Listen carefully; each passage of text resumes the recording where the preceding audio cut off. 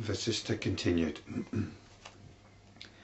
The yogi knows that it is one's own mentality that turns sweet things into bitter things and vice versa, and friends into enemies and vice versa.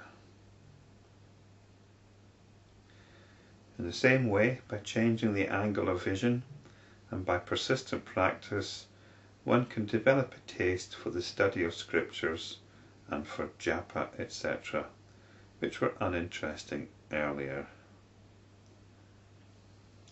There's a couple of things here. It's our own mentality that turns sweet things into bitter things and so on, and friends into enemies. It's a bit like the stage hypnosis can convince somebody that a lemon is sweet, and they'll happily take a chunk out of it.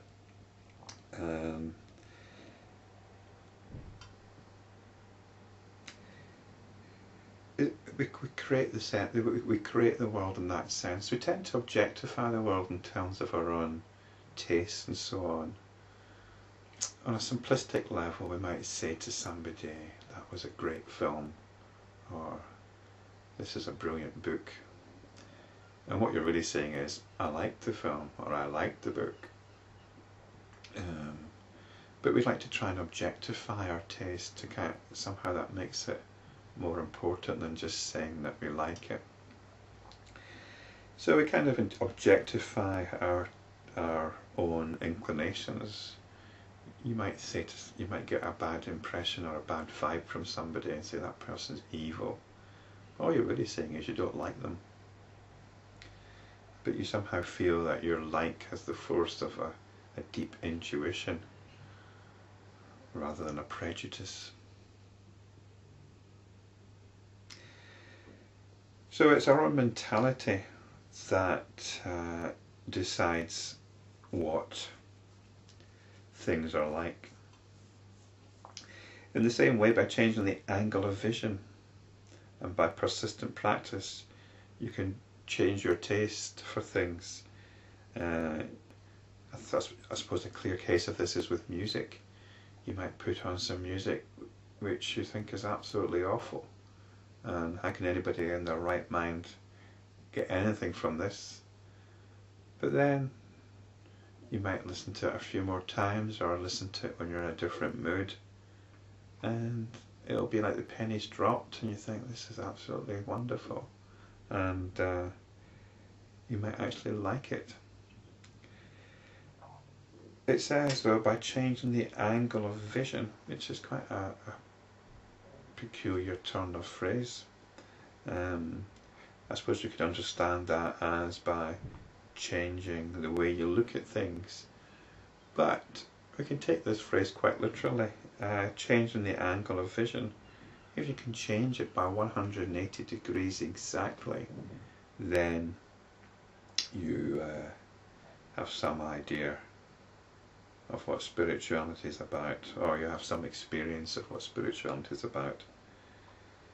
And it says you can develop a taste for the study of scriptures and for Japa. Japa is the repetition of a mantra, normally done with the aid of rosary beads, or what's called a Japa mala. Yeah. If you're watching this video for more than a few seconds, then it's possible you've got an interest in what I'm saying. And you might not have always had that interest. You might have seen these and noticed these videos or something like it before and clicked past it as some kind of waste of time. But now maybe something's changed and your taste has changed, or you've got a new way of looking at things, and some of what's being said in this video or videos like it might make start making some kind of sense, or at least be interesting. For these qualities are not in the objects, but only in one's thinking. Just as a seasick man sees the world go round, the ignorant man thinks that these qualities abide in the objects. A drunken man sees empty space where a wall stands, The non-existent goblin kills a deluded person. I think we can understand the non-existent goblin to be like some kind of voodoo practice or some belief that you're being haunted.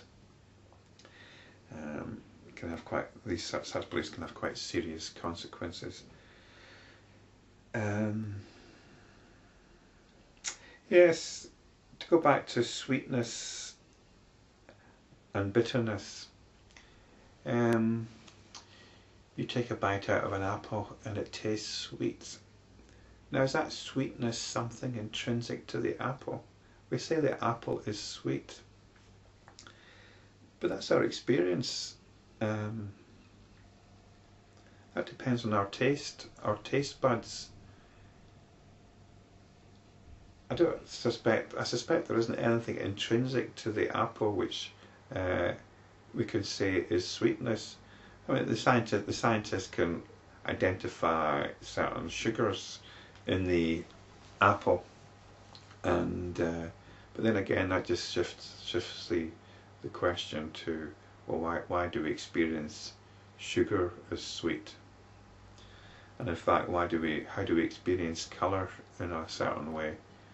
If I say the apple is red, how do I know that colour red is the same colour as you're seeing? We might both call the colour red, but it might be a completely different experience to somebody else.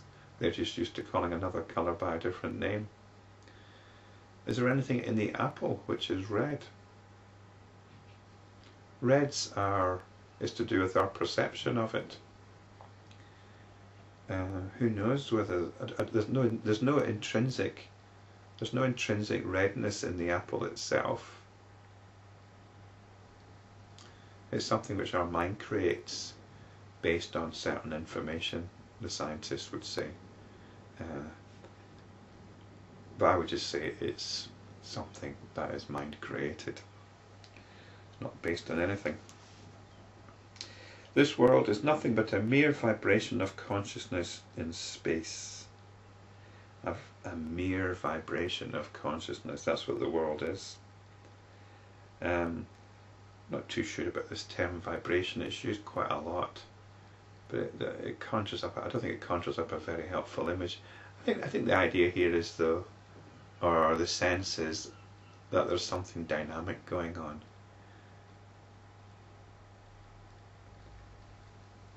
What's going on is dynamic.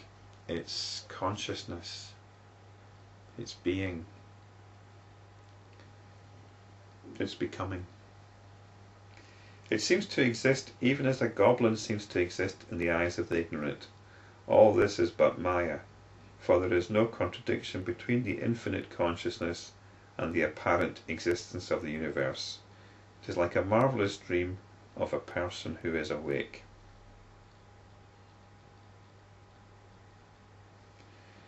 Sometimes it's all described as the dream of Brahma.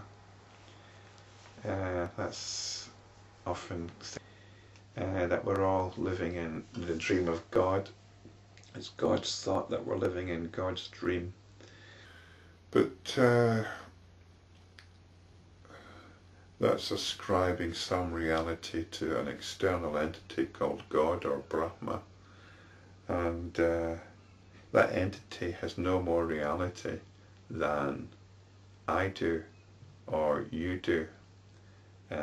It's all a construction. There's only consciousness. Consciousness can take the form of me, it can take the form of you, it can take the form of a creator. So it's not Brahma's dream. We can just say it's dream, or the dream of, or it's consciousness, but it's nobody's dream in particular.